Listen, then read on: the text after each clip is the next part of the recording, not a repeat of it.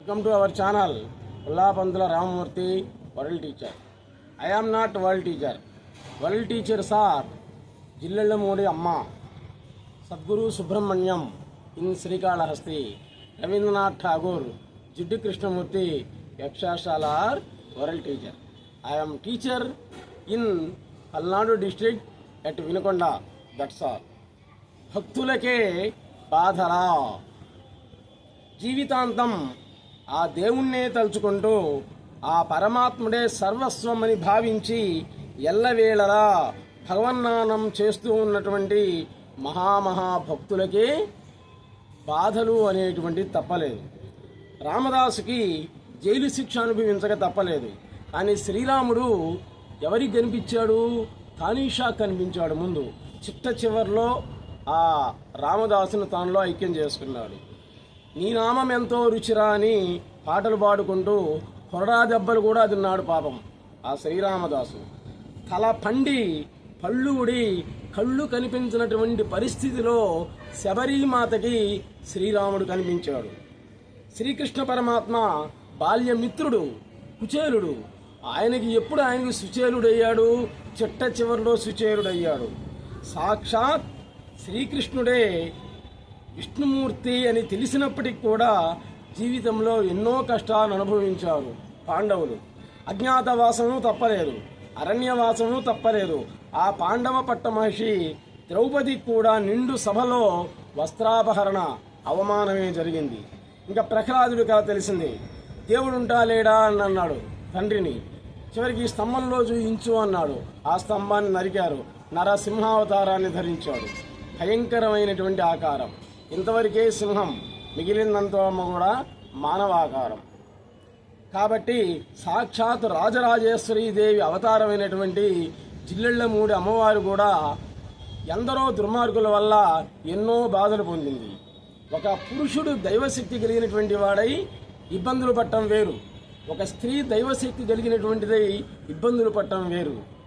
వాళ్ళ శక్తి చూపించేంత వరకు కూడా మానవులు వాళ్ళలో అజ్ఞానంతో వాళ్ళల్లో నీచంగా చూశారు.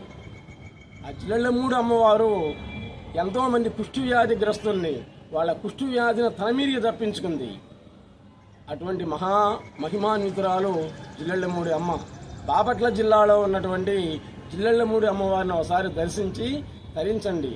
ఆమె ఇంటికే అందరి ఇల్లు అని పేరు పెట్టింది. కుల మత విచక్షణ లేకుండా అందరూ కూడా ఎక్కడ భోజనం చేయొచ్చు. అక్కడ మీరు చేయాల్సింది ఒకటే, భోజనం చేసి రండి. మీరు తెలిసి తెలియక చేసిన పాపాలన్నీ కూడా పటాపంచలవుతాయి. రెండోది సద్గురు సుబ్రహ్మణ్యం గారు ఇప్పుడు జీవించి ఉన్నారు శ్రీకాళహస్తిలో 95 సంవత్సరాలు. శూన్యంలోనే చూస్తూనే మన భవిష్యత్తు మొత్తం కూడా చెబుతున్నారు. వాదాల యొక్క అంతమే వేదాంతం అని చెప్పారు ఆ మహానుభావుడు. ఉన్న దేవుడున్నడా లేడా అనే వాదం అది అంతం కావడమే వేదాంతం అని చెప్పాడు. You are God, that is you are that అని నిరూపించాడు. అటు ఆయన్ను కూడా ఒకసారి దర్శించండి. పిల్లికి 9 జన్మలు అని అంటాడు. Cat has 9 lifes. అమ్మ దగ్గర పాలు తాగి రైలు ప్రయాణం చేస్తూ ఉన్నటువంటి ఎంతోమంది మరణావస్థకు వచ్చి మళ్ళీ జీవాన్ని పొందారు. అంటే మరణించి జీవించినటువంటి వాళ్ళు ఎంతోమంది ఉన్నారు. ఎంత చేసినా ఏమి చేసినా ఆ అమ్మ పరమేశ్వరి అని తెలిసి జీవితం గడిపినటువంటి వాడు మహమ్మదీయుడు రహీం అనేటువంటి వాడు. అటువంటి గొప్ప భక్తులకే శారీరక బాధ అనేటువంటి తప్పలేదు. అయితే ఆ దైవం ఎందుకు, దైవాన్ని నమ్మటం ఎందుకు, ఇంకా పూజించడం దేనికి అనేటువంటి అనుమానాలు రావచ్చు. నాస్తికుల కంటే కూడా ఆస్తికులకే బాధలు అనేటువంటివి ఎక్కువగా ఉంటాయి. దీనికి ఉదాహరణే ఆ జిల్లెళ్లమూడి అమ్మ జగజ్జనని. ఇవన్నీ కూడా తలుచుకుంటూ ఉంటే ఒక పద్యం నేరి గుర్తొస్తుంది.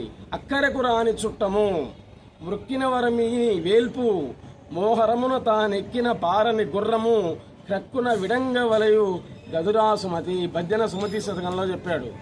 నువ్వు ఎంత పూజించినా కానీ, నీ కోరికలు తీర్చినటువంటి దేవుణ్ణి కానీ, నీకు అవసరమైనప్పుడు అక్కడికి రానటువంటి చుట్టాన్ని కానీ, యుద్ధాలలో పరిగెత్తలేనటువంటి గుర్రాన్ని కానీ వాటిని వదిలేయాలి అని చెప్పాడనమాట. అని వదిలేసినా కానీ ప్రమాదమే. నువ్వు వదిలేసినా కానీ అవి నిన్ను వదిలేయవు ఎప్పుడూ కూడా. కాబట్టి మనం రోజు కూడా బజారుకి వెళుతున్నప్పుడు ఎంతో మందిని చూస్తూ ఉన్నాం. తెలిసిన వాళ్ళు ఉంటారు, తెలియని వాళ్ళు ఉంటారు. కుశల ప్రశ్నలు అడిగితే అందరూ బాగున్నారా అని చెప్తూ ముందుకెళ్తాం. ముఖ పరిచయం ఉన్నటువంటి వాళ్ళైతే చిరునవ్వుతోటి షేక్ హ్యాండ్ ఇచ్చి పలకరిస్తాం. ఇంకొంచెం దూరం వెళితే మన ఆప్తమిత్రుడు వస్తే అతన్ని కూడా పలకరిస్తాం. ముక్కు మొహం తెలియనటువంటి వాళ్ళు ఎవరైనా కనిపిస్తే మన బరువుని వాళ్ళ మీద పెడతామా? పెట్టం. మనకు తెలిసినటువంటి వాళ్ళ మీదనే కొంచెం ఈ బరువు మొయ్యి అని అంటాం. వాళ్ళ ఇష్టం, అది మొయ్యొచ్చు మొయ్యకపోవచ్చు. అదే మన పిల్లలు కనిపించారనుకోండి, మనం చెప్పాల్సి పనిలే, నానా నేనే తీసుకెళ్తా అని బరువు మోస్తాడు ఇప్పుడు కూడా. అలాగే భగవంతుడు కూడా అంతే. నువ్వు నమ్మినా నమ్మకపోయినా, విన్నా వినకపోయినా, చూసినా చూడకపోయినా దైవశక్తి అనేటువంటిది ఒకటి ఉంది. అది ఎక్కడుంది అంటే నీలోనే ఉంది. నీలో ఉండే దైవశక్తిని చూసేంత వరకు నువ్వు హోమాలు, యజ్ఞాలు, జపాలు ఇవన్నీ కూడా చేయాల్సిందే, తప్పదు. అంతా మన వాళ్ళు అనుకునేటువంటిది ఎట్లయితే ఉంటుందో, ఎవరు నాకు లేరు అనేటువంటిది కూడా గొప్పతనమే. రెండు కూడా మోక్షాన్ని ఇస్తాయి, మానవుడికి మనశ్శాంతినిస్తాయి. అందరూ నా వాళ్ళే అనుకున్నా నీకు మనశ్శాంతి. ఎవ్వరూ నా వాళ్ళు లేరు, నేను ఒక్కడినే అనుకున్నా కానీ మనశ్శాంతి.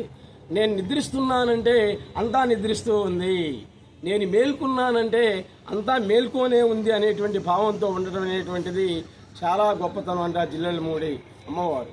పన్నాల రాధాకృష్ణ గారు చెప్పాడు, కాయాజ సౌఖ్యంబే కైవల్య సుఖమంచు చేయారానీయగము చేసీతి నోయమ్మ దుస్తారామైనట్టి దుఃఖాబ్ది మున్గీతి క్షమింపరెవ్వారి సకల విశ్వమునందు అమ్మావు నీవే నన్నాదు కొనకాయున్న దిక్కెవరే నాకింకా దీనాజానావాని. తెలిసి తెలియకగా తెలిసే నేను పాపాలు చేశా, ఈ పని చేసే తప్పనే సంగతి తెలిసే చేశా. కాబట్టి ఆ సుఖాలన్నీ అప్పుడు యుక్త వయసులో చేసినటువంటి పాపాలన్నీ కూడా ఇప్పుడు నేను అనుభవిస్తున్నాను. కాబట్టి అమ్మవు నీవే నన్ను ఆదుకోకపోయినట్లయితే నన్ను ఇంకెవరు ఆదుకుంటారు అని. అటువంటి పన్నాల రాధాకృష్ణ శర్మ గారికే మోక్షాన్ని ఇచ్చినటువంటిది జిల్లెళ్లమూడి అమ్మవారు. ఆయన ఒకసారి దర్శించి తరించండి. Please subscribe our channel Pullabantula Ramamurthy. Next ఎపిసోడ్లో మళ్ళీ కలుద్దాం.